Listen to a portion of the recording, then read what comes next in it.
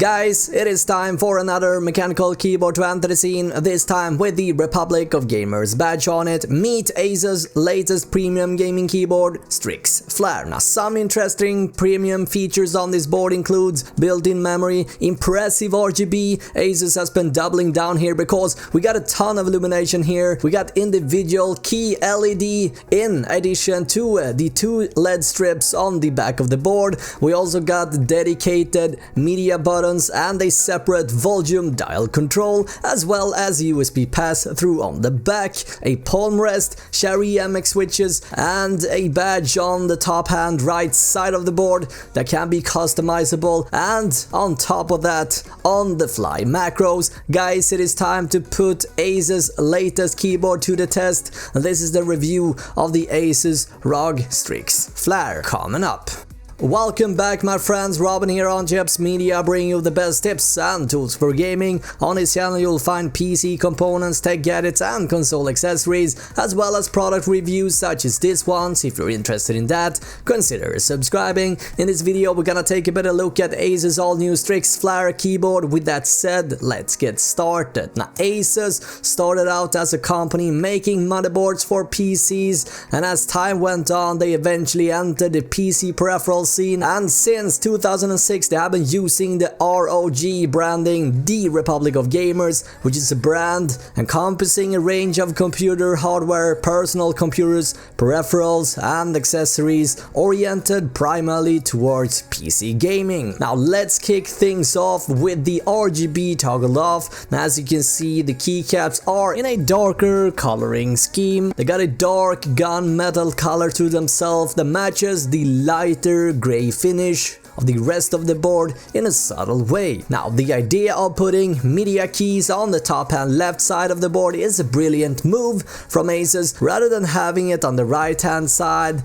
that we've seen before, where you either had to let go of the mouse or use your left hand, which ultimately left you in an awkward position. On the top and left side of the board we also find a sizable volume roller. The resistance of the roller is low and the volume in Windows moves in steps by 2, which I found right about in the middle of not being too much or not too small. The roller is made out of a rubberized plastic material for better gripping. Personally, I could have asked for a dial with a little bit more resistance in it. That is, however, just my personal opinion. But again, everything feels high premium here. Right next to the sizable volume knob, we find the rest of the media keys or buttons. Starting from the left, the button that locks the Windows key, removing the risk of accidentally returning to the desktop when your pinky goes rogue while aiming for the control key. We also got an Rgb Key Housing, a total of 4 different brightness levels, and by pressing or hovering the RGB 5 times you can turn off the RGB completely.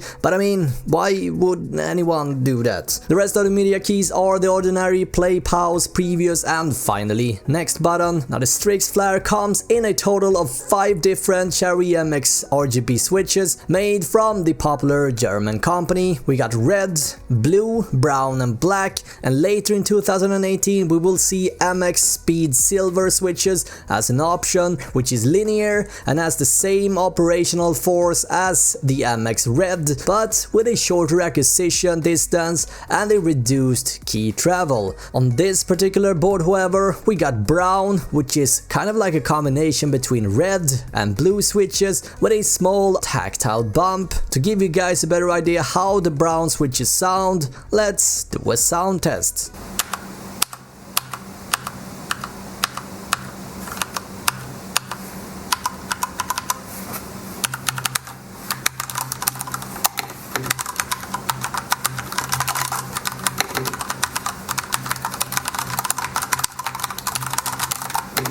It is a little hard to see, but you guys might be able to spot it. Anyway, there is a wide diffuser platform under the switches to a more homogeneously spread the light effect. You might not be able to tell from just looking at the video, since I am using studio light, but it really makes the colors pop. Personally, I like the red switches best, with a linear stroke and no tactile bump at all. But hey, everyone has their own taste and desire. Now therefore I always like to recommend anyone anyone asking me which switch they should buy, to simply go visit the local store. Also, don't just try the Cherry MX switches, you have to give Razer's Mecha Membrane as well as the Logitech's Rgb switches a try as well. That is the best way to get a feel and ultimately form a opinion. However, it needs to be said that red is the most popular for gaming. Now, one of the key selling points with these Cherry switches are the fact that they have been used for gaming keyboards for a long time now. People seem to like them and they are known for having a very long lifespan. Now let's move over to the right hand side of the board. We find a familiar logo. It illuminates and it can be customizable. By default, the plastic insert is rocking the Republic of Gamers logo, but ASUS idea here is to also give you the freedom to forge and mod your own badge,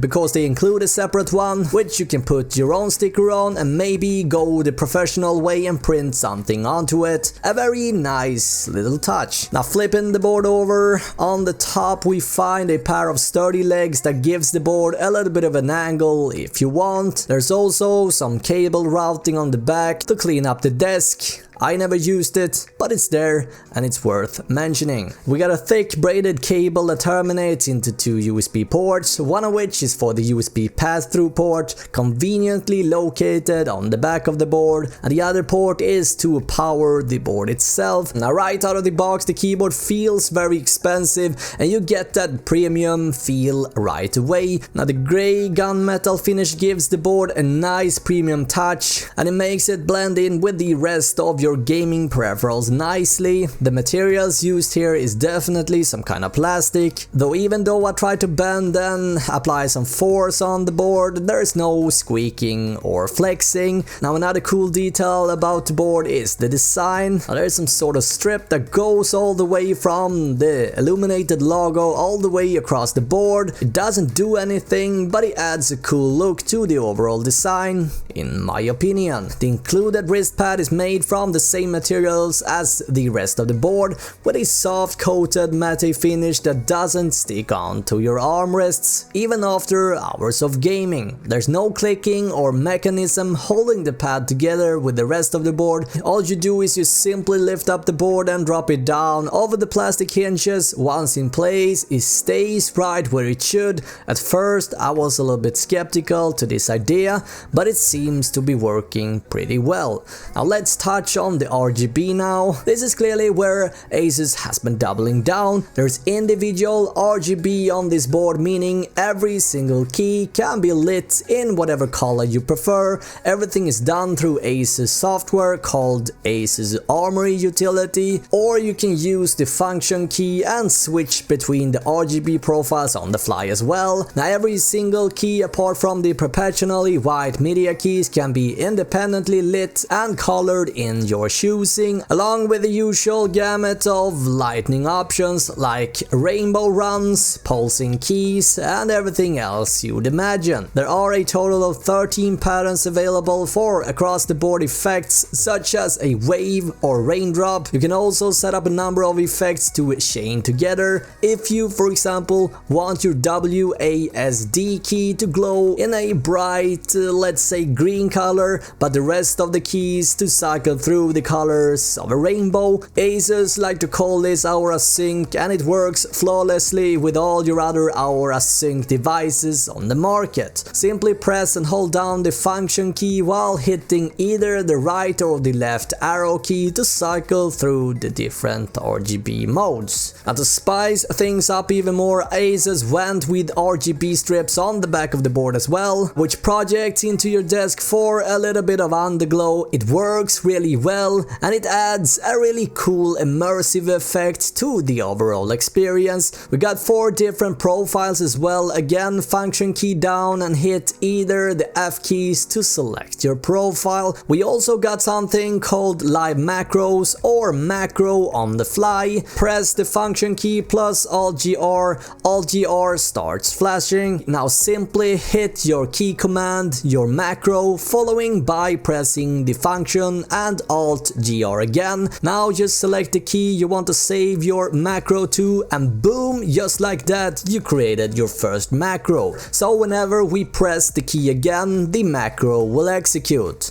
The interesting part here is that you can do all of this right on the fly in game without any software needed. To erase and reset the keyboard back to the factory default, all you have to do is hold down the function key again while hitting and holding the escape key. Eventually the board starts flashing red to then jump back to the original factory default. Now, as you might be able to tell by now, there's no software needed for this board at all. Now, since you got built-in memory, there's no internet access needed either, though as I mentioned earlier, you can use the Armory utility for great levels of control. Now, compared to Corsair's and SteelSeries utilities, ASUS is a bit behind here when it comes to user interface and how things are done. It is a little bit more complicated than, let's say, Corsair's user-friendly interface, which in my opinion is the best keyboard utility software out there right now. Armory is definitely okay,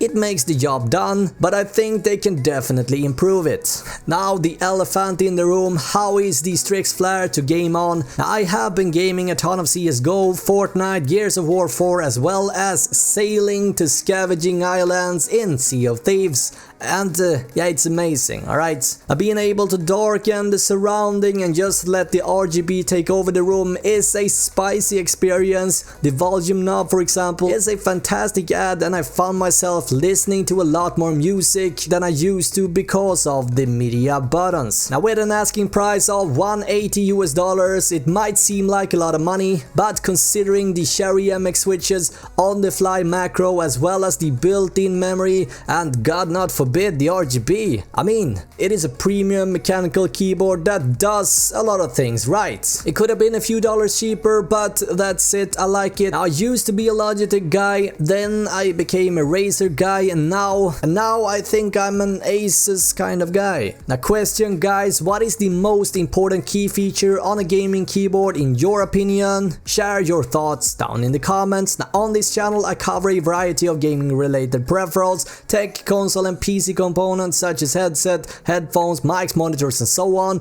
Recently I listed the best gaming mice as well as the best mechanical gaming keyboards. Link to those videos can be found down below. With that said, who am I to talk about this? Well, first off, I've been a gamer since I can't remember. I'm a tech yankee and I also worked in the gaming peripheral scene in the past. I also built and overclocked computers for 12 years and I've been a content creator for 3. Now, there is a ton of videos just around the corner for you guys. If you're looking for the best budget monitor, headset, keyboard, headphones, mouse pad and more, consider subscribing.